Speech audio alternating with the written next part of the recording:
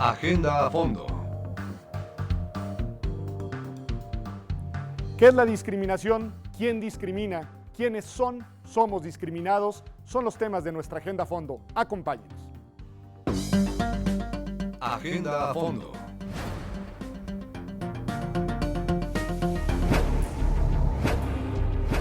El artículo 1 de nuestra Constitución establece un mandato preciso.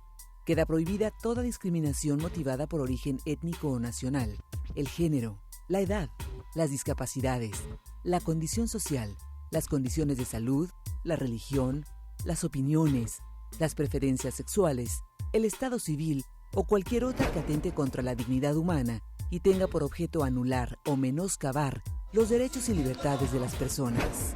Se trata de un mandato que se inspira en el principio de igualdad y que busca garantizar en nuestro país, como en toda sociedad democrática, un trato digno para todas las personas. De hecho, es una aspiración asentada en la agenda de las democracias contemporáneas, porque supone que cada persona tiene el derecho, en condiciones de igualdad, a ser diferente. Es decir, que cada una de nosotras y cada uno de nosotros puede elegir libremente su plan de vida, y siempre y cuando respete los derechos de los demás, llevarlo a cabo. Es entonces un reconocimiento a la pluralidad, a la diversidad, a la libertad. Sin embargo, a pesar de ese artículo y de las leyes e instituciones destinadas a prevenir y combatir la discriminación, en la realidad las discriminaciones por razones de sexo, raza, religión, preferencias, etc., siguen estando presentes. Las encuestas muestran que las mujeres, los homosexuales, los indígenas, los discapacitados, los niños y así sucesivamente son objeto de múltiples discriminaciones cotidianas por parte de las autoridades y de los particulares. No es exagerado sostener que uno de los mayores retos culturales para consolidar a la democracia en el país reside precisamente en la derrota de estas prácticas que lesionan la dignidad y afectan la vida de millones de mexicanas y mexicanos. Por eso en Observatorio 2012 hemos invitado a Ana Sáiz, secretaria técnica del Comité Conciudadano para la Observación Electoral, y a Rodrigo Gutiérrez del Instituto de Investigaciones Jurídicas de la UNAM, para hablar de la discriminación en México. Bienvenidos. Ana, este es un tema que ha venido ganando presencia en la agenda pública y en el debate nacional. Sin embargo, a veces, al menos yo tengo la impresión de que se pierde cuál es su sentido. Se me ocurre que la mejor manera de abordar el tema de la discriminación, para que nuestros televidentes, identifiquen cuál es el sentido profundo y la importancia del mismo, es preguntándote, ¿quién es discriminado en México? ¿Cuál es el mapa de la discriminación? ¿Cuál es la dimensión concreta, la dimensión material de este problema en el país? Bueno, pues en México tenemos un grupo tradicionalmente discriminado en México, han sido las personas indígenas. Las personas indígenas no se les han reconocido derechos iguales o no se les han reconocido en la práctica derechos iguales que a todas las demás personas. Y, por ejemplo, podemos hablar también de las mujeres, tradicionalmente un sector tremendamente discriminado en México, y si nos vamos pensando en la lógica de que hay grupos en situación de discriminación o de vulnerabilidad, pues podemos pensar, por ejemplo, en los migrantes. Ahorita vemos que es un grupo al que particularmente no se les respetan ni sus derechos mínimos en México, que no se les tienen como garantizados. Podemos pensar en las personas con discapacidad, podemos pensar en los trabajadores, en las trabajadoras del hogar, que otra vez recae condición de ser mujeres y de ser indígenas en general, mujeres pobres indígenas. Podemos pensar obviamente en homosexuales, lesbianas, en general personas de la comunidad LGBTTI, podemos pensar en adultos mayores, podemos pensar en minorías étnicas, recientemente, y era algo que no sucedía o que no se entendía así en el pasado, pero los jóvenes están siendo terriblemente discriminados y criminalizados en México y no están teniendo acceso a oportunidades que a lo mejor sí tienen otros rangos de edad en cuanto a educación o a trabajo. Ana nos está, ilustrando las múltiples dimensiones que el fenómeno de la discriminación tiene. O sea, tenemos numerosísimos factores y causas que acaban alentando el fenómeno de la discriminación. Ahora, no me parece que sea casual, y en todo caso se ha escrito, por cierto, mucho sobre el tema, que el asunto de la discriminación haya cobrado una relevancia, como ya anticipaba Pedro, de manera central en los últimos tiempos, es decir, justamente en el momento en el cual pues, tenemos un proceso de paulatina democratización. Y quisiera preguntarte en este sentido, Rodrigo, ¿qué vínculo podemos trazar entre el fenómeno de la discriminación en cuanto tal y la lógica de la convivencia democrática? O sea, ¿en qué medida afecta la discriminación, que es una cuestión que tiene que ver fundamentalmente con el ejercicio de derechos, digamos, afectado por los múltiples elementos que nos decía, que nos ilustraba Ana, y que, por cierto, en la reciente encuesta de discriminación pues, arroja unos resultados verdaderamente pavorosos con la democracia en cuanto tal? ¿Por qué? Si apostamos a la construcción de un Estado democrático, la discriminación es un problema del que tenemos que hacernos cargo, Rodrigo. Bueno, yo antes de contestar la pregunta querría rescatar 3 elementos que Ana ya coloca sobre la mesa, que están estrechamente vinculados y explican el fenómeno de la discriminación. Uno es, ella ha dicho, son grupos que tradicionalmente no acceden a sus derechos. Estos son como los 3 ejes: grupos, tiempo y no acceso a derechos, ¿no? La discriminación en términos, digamos, técnico-jurídicos se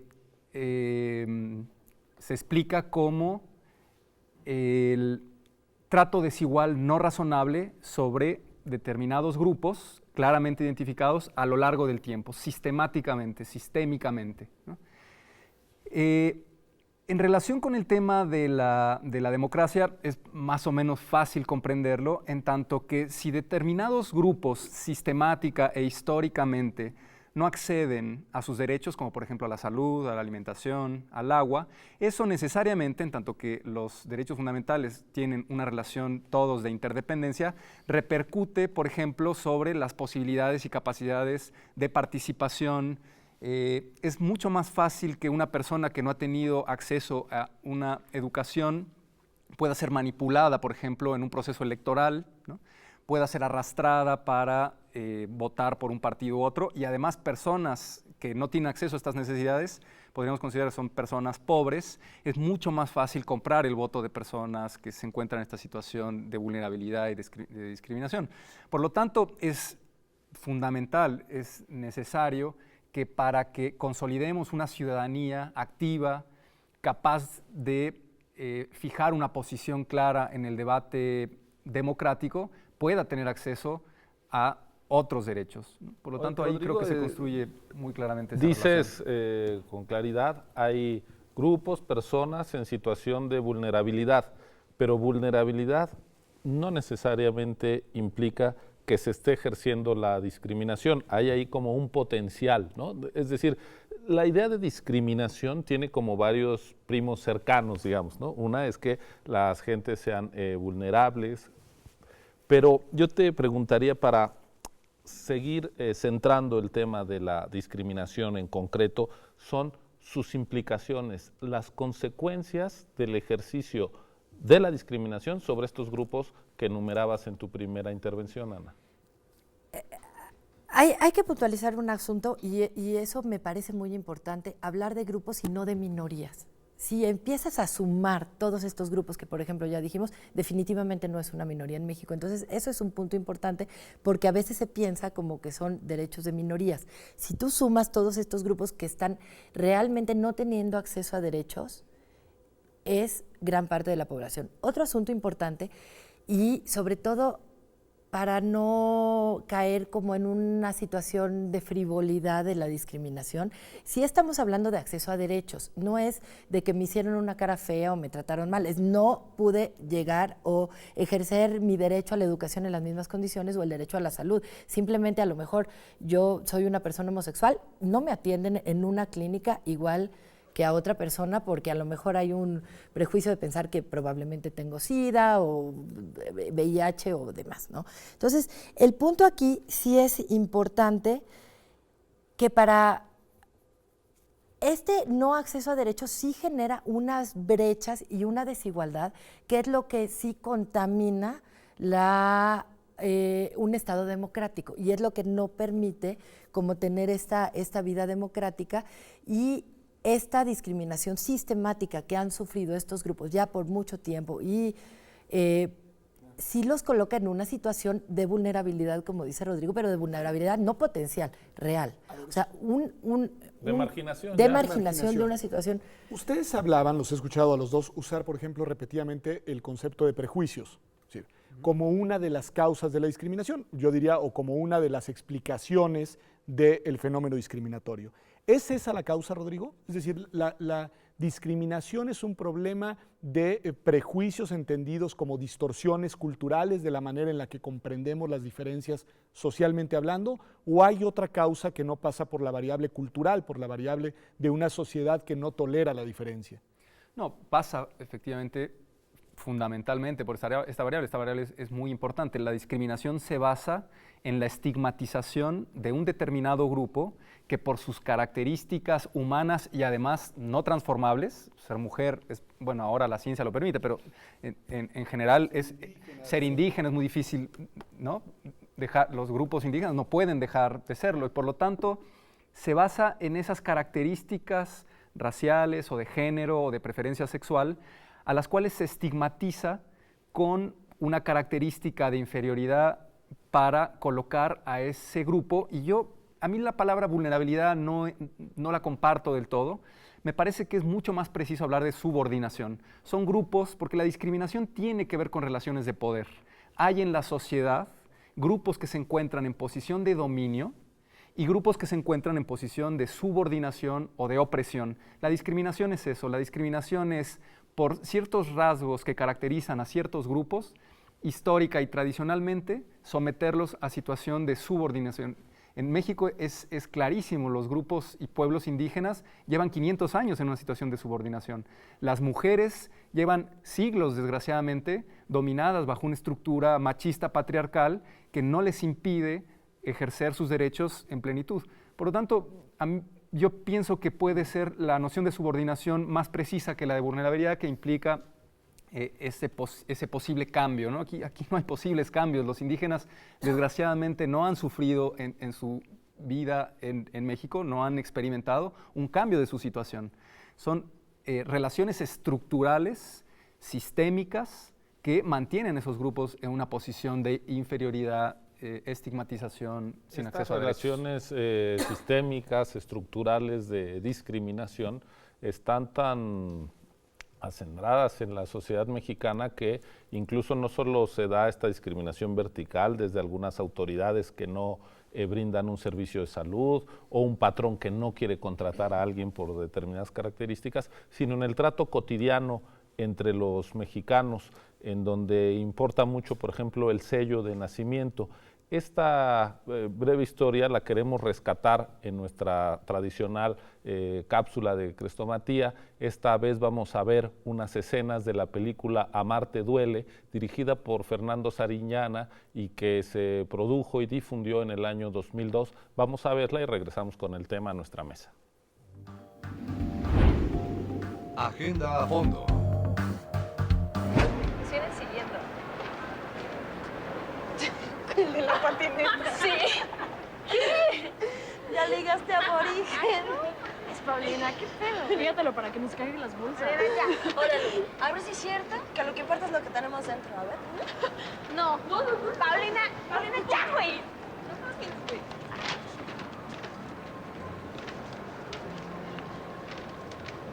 Qué poca, ¿eh? ¿Por qué? Vas a ver, me va a vengar, güey. Ay, está guapo. Güey, está. Güey, ahí está. Ahí está, güey. ¿Qué? Ahí está, güey. Ahí está, güey. Ahí está, ahí está, ahí está, güey. Ahí está. Ya. Samuela, por favor. ¿A qué no te atreves a darle un beso? ¿Cuánto apuestas? 1000 varos. Guácala, ¿qué tal si le apesta la boca a taco de suadero o algo así? güey. 1000 pesos en el cachete. Ni madres en la boca. No. Ay, ¿qué tal si ya se fue? O sea. A ver, bueno, ve. Agenda a fondo.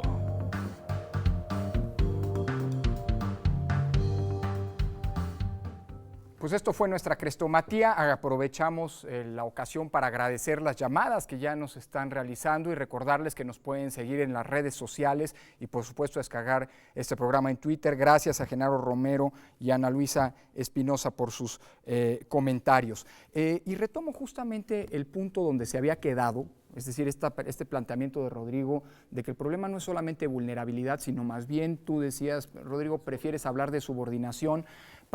Y aprovecho uno de los comentarios que se ha hecho, es decir, la discriminación puede ir de un lado y del otro, con lo cual evidentemente hay que analizar el tema no solamente de quién discrimina el Estado o eventualmente particulares como vimos, digamos, en estas escenas de este film. Pero, a ver, Ana, te quisiera preguntar lo siguiente.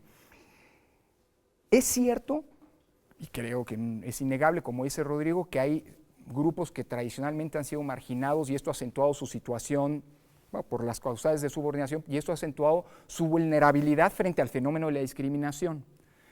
Pero no es un fenómeno exclusivo de los que han padecido situaciones de subordinación. Es decir, al final del día, me parece que si somos congruentes con el tema, pero quiero escuchar tu posición respecto del punto y a lo mejor aquí ya generamos polémica sobre la mesa, la discriminación, los sujetos de discriminación, hasta donde entiendo, podemos ser potencialmente todos, incluso los que eventualmente se encuentran aparentemente en una situación de privilegio, pueden eventualmente ser discriminados en contextos, no sé, en contextos, por ejemplo, de una población indígena o de una población en donde hay una mayoría religiosa.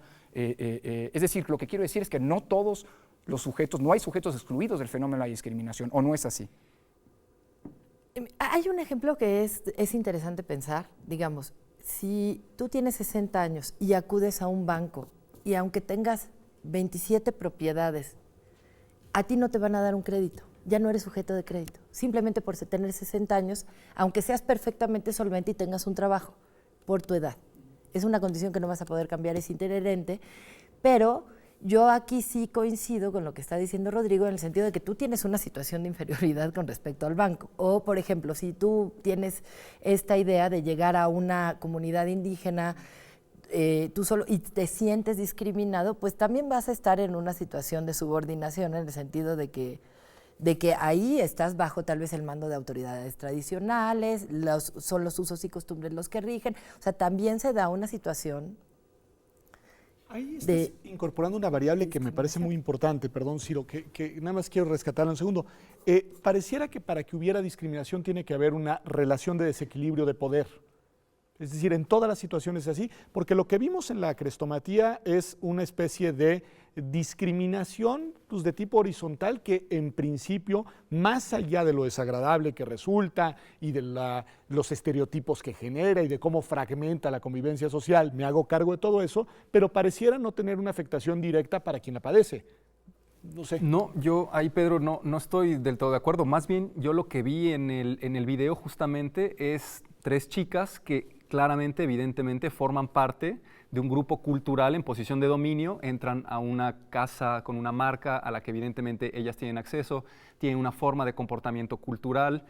Es evidente que estas chicas que aparecen en el video tienen una posición de clase, tienen una posición de poder que está socialmente construida, una posición de dominio que se refleja en sus formas de expresión corporal, de expresión hablada. Y por otro lado tienes a un personaje que claramente está representando a una clase social que históricamente en este país, por sus rasgos fisionómicos, se encuentra en una situación de dominación. Por lo tanto, aquí yo insistiría en que realmente lo que estamos viendo en el video es ese desequilibrio entre los distintos grupos que conforman una sociedad. Y por lo tanto, creo que el video más bien hacia donde abona es a esta idea de que lo que hay en la sociedad es una desigualdad en el acceso a los bienes culturales, sociales, económicos que generan poder en ciertos grupos, lo acumulan y que se lo quitan a otros.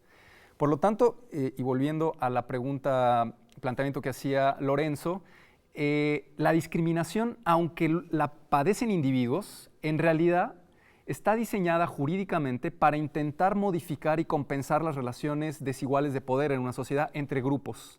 Es un instrumento jurídico para intentar compensar a grupos. Aunque luego, por supuesto, el derecho, y de esto quizá habría que hablar, lo que el derecho ha ido haciendo, en tanto que la discriminación lo que plantea y propone en su origen es la modificación de esas estructuras de relación de poder, el derecho lo que ha intentado hacer en estos años es desdibujar esa figura de la discriminación y focalizarla en individuos, de tal forma que no nos permite ir al problema estructural.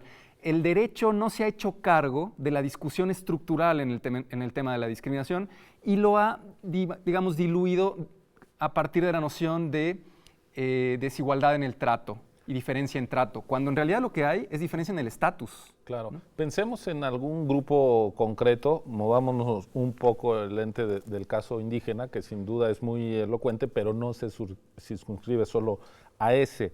De acuerdo a la encuesta nacional sobre discriminación en México del año pasado, de 2010, 3 de cada 10 trabajadoras domésticas dicen que son discriminadas, sufren un trato abusivo, humillante. Y lo cierto es que hay discriminación cuando también hay prevalencia del privilegio y de la posibilidad de abusar del otro, ¿no? En el caso de las trabajadoras domésticas, claramente se trata de una relación subordinada. De hecho, así contabilizamos a los trabajadores en México, los que son subordinados, que tienen, digamos, alguna relación de dependencia con su patrón, pero eso no necesariamente debería de generar discriminación. De hecho, pues las leyes tratan de, las laborales, de proteger a este colectivo en concreto. Pensando, ¿cuál sería, digamos, un poco la agenda de la discriminación para este tipo de grupos como las trabajadoras domésticas? Mira, es muy interesante lo que estás planteando, Ciro, porque sí están sujetas a malos tratos y a lo mejor no comen lo mismo que lo que comen. Es más, mucha gente incluso justifica el dar de comer sobras a las personas que trabajan, que hacen este tipo de trabajo. Ahora, no es casual que quien esté en esa situación es mujer y es indígena y es pobre. O sea, sí tiene este componente que dice Rodrigo, la que la colocó en esa situación de inferioridad. Ahora, la ley laboral las tiene tremendamente desprotegidas. Para empezar, no hay contratos firmados. Los contratos firmados han de ser un mínimo en este país, no sé, por eso también no hay casos. De cuántas mujeres hay dadas de alta en el IMSS como trabajadoras domésticas y me dijeron que 1,500 y los cálculos es que hay alrededor de 1,900,000, es decir, hay una y más de 1,000 que no. Esa es la relación. Totalmente. Entonces, no tienen estos, como tú dices, sí, el trato cotidiano es importante, pero lo primero es la discriminación que tienen en derechos laborales. Es brutal. Si los comparas con otros grupos, incluso trabajadores de la construcción, o sea, puedes buscar muchísimos jornaleros. El grupo de trabajadores del hogar es particularmente desprotegido. ¿Por qué? Porque además caen en un siguiente situación que lo hace aún más difícil de regular, que es el ámbito privado.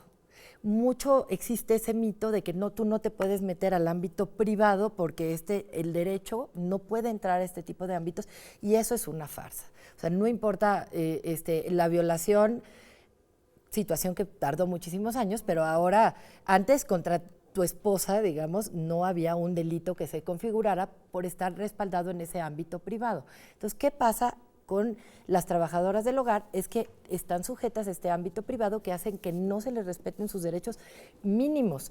Pero, por suerte, México acaba de suscribir un tratado ante la OIT para proteger el trabajo digno de las trabajadoras del hogar, el cual sí debería tener un impacto real en las leyes mexicanas. Esperemos que sea así. Y tal vez con contratos escritos en el que se hable de horarios, vacaciones, un mínimo aguinaldo y algún régimen de, no sé, seguro popular, seguridad social, algún régimen de protección social, me parece que ya en México es importantísimo. Se han puesto sobre una nota de página. Ese convenio de la OIT firmado el 11 de julio de este año en Ginebra tuvo el voto en contra del representante patronal mexicano, nada más. Sí, no lo dudo. No, bueno, porque no lo dudo. Ahí hay una precisión. Hay muchos puntos sobre la mesa, la polémica está dada. A mí me gustaría plantear el tema a nuestra vuelta de que las relaciones de poder, que sin duda están detrás de del fenómeno de la discriminación también son relativas, es decir, no siempre son unidireccionales, pero creo que, insisto, sobre todo en la lógica de seguir desarrollando el tema de cara en prospectiva, digamos hacia adelante, y concretamente como uno de los temas que creemos tiene que estar presente en la discusión político-electoral del próximo año, finiquitemos, si es posible, esta discusión, estos temas polémicos y avancemos una agenda programática hacia el futuro, pero eso lo haremos justamente regresando después de la pausa en nuestra carta de navegación.